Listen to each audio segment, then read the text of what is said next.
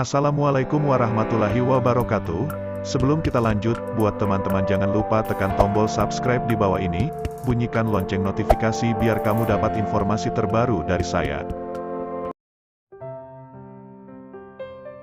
Ada beragam rumah adat Sulawesi Tengah, hal ini karena provinsi yang beribu kota di kota Palu ini, dihuni oleh beberapa suku, seperti suku Kaili, Pamona, Mori, Bungku, Saluan, Banggai, Balantak, Buol, Toli-Toli, Kulawi dan Lindu.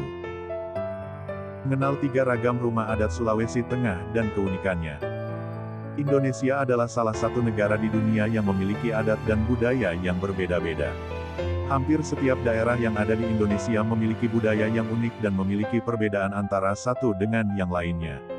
Perbedaan inilah yang menjadikan Indonesia sebagai salah satu negara yang disukai oleh turis asing karena memiliki ragamnya sendiri dan sangat menarik untuk menjadi destinasi wisata utama. Rumah adat Sulawesi Tengah. Rumah adat Sulawesi Tengah merupakan salah satu contoh dari rumah adat di Indonesia yang mempunyai keunikannya tersendiri. Wah, ada tiga rumah adat Sulawesi Tengah yang berbeda dengan keunikannya masing-masing. Berikut ini adalah informasinya. Rumah adat Sulawesi Tengah yang pertama adalah Rumah Tambi. Rumah Tambi adalah rumah bagi suku Kaili dan suku Lore yang berada di Provinsi Sulawesi Tengah. Desain rumah panggung seolah menjadi salah satu ciri khas dari berbagai rumah adat yang ada di Indonesia. Rumah adat Tambi yang berada di Sulawesi Tengah ini juga mengadopsi desain rumah panggung. Masyarakat suku Kaili dan Lore juga banyak yang menjadikan rumah Tambi ini sebagai rumah tinggal bagi kepala adat yang ada di daerahnya masing-masing. Struktur bangunan rumah Tambi. Secara struktural, rumah adat Sulawesi Tengah ini dibuat berupa sebuah rumah panggung yang memiliki tiang penyangga struktur yang pendek dan memiliki tinggi tidak lebih dari 1 meter. Sengaja dibuat tidak menyentuh dengan tanah agar permukaan di dalam rumah tidak terlalu lembab dan tetap nyaman pada setiap cuaca yang berbeda. Tiang penyangga struktur dari rumah Tambi ini terbuat dari kayu bonati atau disebut kayu kemuning, yang merupakan salah satu jenis dari kayu hutan yang memiliki tekstur kuat dan tidak mudah untuk lapuk. Rumah adat Sulawesi Tengah ini juga memiliki lantai yang terbuat dari papan yang disusun dengan rapat. Alas rumah adat Tambi terbuat dari balok-balok yang disusun, sedangkan pondasinya tersusun dari batu alam.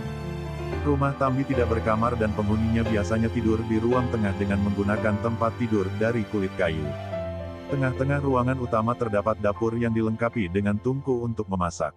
Arah rumah Tambi menghadap utara selatan, ini dilakukan agar tidak menghadap atau membelakangi matahari. Tangga untuk masuk terbuat dari batang-batang kayu berbentuk bulat. Jumlah anak tangga rumah berbeda dan memiliki arti. Anak tangga berjumlah ganjil menandakan rumah kepala adat. Sementara anak tangga berjumlah genap merupakan rumah penduduk. Rumah yang berbentuk panggung tersebut tidak mengenal sekat pada ruangan. Sehingga masyarakat setempat melakukan aktivitas semuanya hanya dalam satu ruangan. Keunikan rumah Tambi khas Sulawesi Tengah. Hal yang menjadi keunikan dari rumah Tambi adalah rumah tersebut hanya memiliki satu ruangan saja, yakni ruang utama. Meskipun begitu, ruangan tersebut bisa mempunyai fungsi yang beragam dan akan dipakai sesuai dengan fungsi yang ada pada saat itu. Atap dari rumah adat Sulawesi Tengah ini mempunyai bentuk seperti prisma dengan sudut kecil pada bagian paling atas sehingga rumah akan terlihat tinggi dan seolah menjadikan rumah terlihat lebih besar. Rumah Tambi digunakan sebagai tempat tinggal. Rumah Tambi memiliki bangunan tambahan, yaitu buho atau gambiri. Bangunan tersebut berbentuk trapesium dan terdiri dari 2 lantai. Di mana pada lantai bawah berfungsi sebagai tempat menerima. Sementara pada lantai atas dipakai sebagai lumbung padi. Berukuran lebih kecil dari Tambi dan berbentuk segi 4. Bangunan ini agak semi terbuka dibandingkan rumah Tambi. 2. Rumah adat Lobo.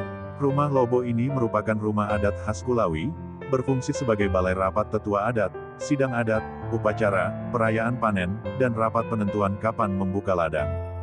Rumah adat Sulawesi Tengah ini juga berfungsi sebagai rumah singgah jika ada warga desa lain yang kemalaman di Porelea, dapat bermalam di rumah adat ini. Dalam satu desa umumnya hanya memiliki satu rumah Lobo. Ada kalanya, rumah Lobo bisa difungsikan sebagai pengadilan bagi masyarakat di daerah Kulawi. Jika sedang difungsikan sebagai pengadilan, si pesakitan duduk di tengah, dan tetua adat melingkar di tepi. Uniknya, jika yang disidang perempuan, maka penyidangnya adalah Tinangata, yakni lembaga perempuan adat. Pertimbangannya, agar Dewan Adat dapat bebas dan leluasa bertanya, terdakwa pun tanpa sungkan menjawab. Struktur bangunan rumah adat Lobo. Struktur dan pembagian bangunan dari rumah adat Lobo ini diatur semaksimal mungkin agar bisa menyesuaikan dengan fungsinya yang serbaguna. Bangunan ini dibuat memiliki zonasi vertikal yang dibagi menjadi 3 bagian berbeda. Bagian bawah atau disebut juga sebagai dalika pada posisi tengah bangunan digunakan untuk masyarakat umum duduk dan mengatur makan dan minum. Kemudian, di atas dalika terdapat tempat yang disebut sebagai kanavari atau tempat bagi para bangsawan untuk duduk. Lalu bagian terakhir yang terdapat pada rumah adat Lobo adalah sebuah dapur mini yang disebut juga sebagai puafua. Rumah adat Sulawesi Tengah ini dibangun dengan menggunakan tumpuan yang terbuat dari kayu bolanoa yang bundar dan ditumpuk secara melintang. Susunan kayu tersebut menentukan keseimbangan dari bangunan. Lalu pada setiap pertemuan antara kayu akan diikat kuat dengan menggunakan tali rotan untuk memastikan agar bangunan tidak bergerak. Keunikan rumah Lobo khas Sulawesi Tengah. Setiap rumah adat tentu mempunyai keunikannya masing-masing, sama halnya juga dengan rumah adat Lobo khas Sulawesi Tengah ini. Seperti yang sudah disebutkan secara singkat di atas, rumah adat ini seringkali digunakan sebagai tempat untuk melakukan balai rapat dari tetua adat. 3. Rumah Souraja. Rumah Souraja merupakan salah satu warisan budaya rumah adat suku Kaili Sulawesi Tengah.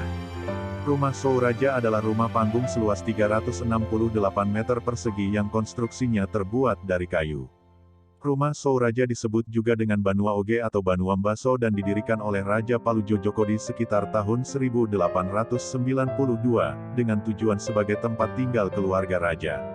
Struktur bangunan rumah Souraja. Rumah adat Sulawesi Tengah Souraja ini merupakan bangunan panggung yang memanfaatkan kayu sebagai konstruksi utamanya, lengkap juga dengan paduan arsitektur Bugis dan Kaili.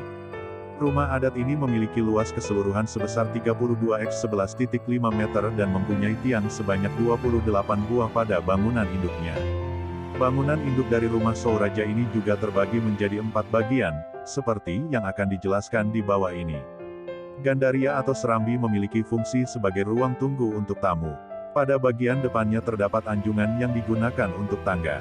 Lonta karavana atau ruang depan berfungsi sebagai tempat menerima tamu untuk kaum laki dalam pelaksanaan upacara adat. Tempat ini juga bisa digunakan untuk tempat tidur bagi kaum laki. Lonta tatangana atau ruang tengah dimanfaatkan sebagai tempat musyawarah bagi raja dan tokoh adat lainnya. Terdapat juga sebuah kamar tidur untuk raja. Lonta rarana atau ruang belakang dimanfaatkan sebagai tempat makan bagi raja dan keluarganya. Pada ruang belakang ini juga terdapat kamar untuk wanita dan para gadis, serta bisa menjadi tempat untuk menerima kehadiran dari kerabat dekat. Keunikan rumah Souraja Sulawesi Tengah.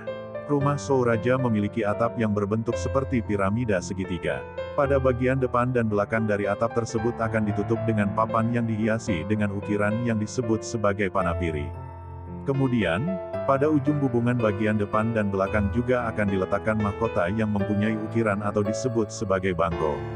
Itu dia moms 3 macam rumah adat Sulawesi Tengah yang mungkin belum moms ketahui. Semoga dapat menambah informasi. Ya, salam budaya.